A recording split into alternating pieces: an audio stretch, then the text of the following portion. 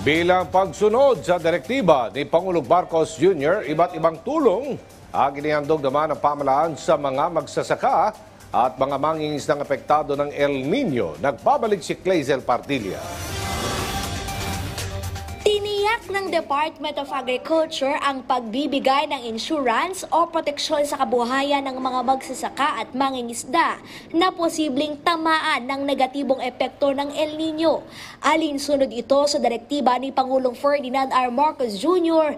na tulungan ang sektor ng agrikultura sa masamang epekto ng El Nino. Ayon sa DA, may 1.8 billion pesos na inilaang pondo ang Philippine Crop Insurance Corporation para sa multi-risk cover insurance.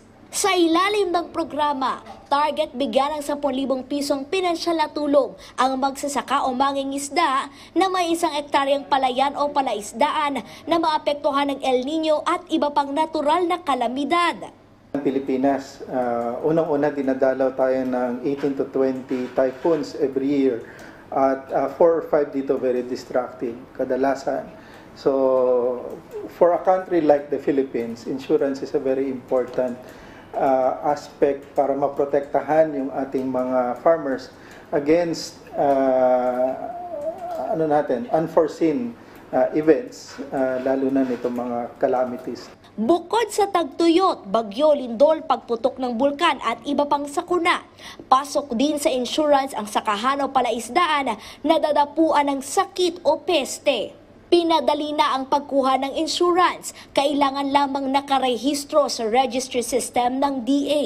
Tanging PCIC application form na naglalaman ng impormasyon ng magsasaka tulad ng pangalan, lawak ng tanim, schedule ng ani at farm plan and budget o detalye ng ginastos ang kinakailangan isumite.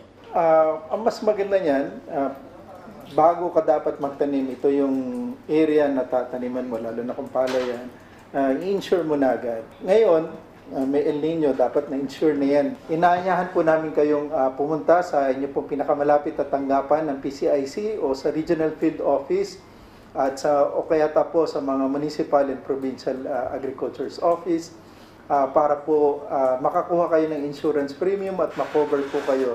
Agarang ipagkakaloob ang tulong pinansyal sa loob ng 20 araw. Bukod dyan, nagbibigay din ng DA ng mga panimulang kabuhayan tulad ng drought-resistant na binhi at mga alagang hayop.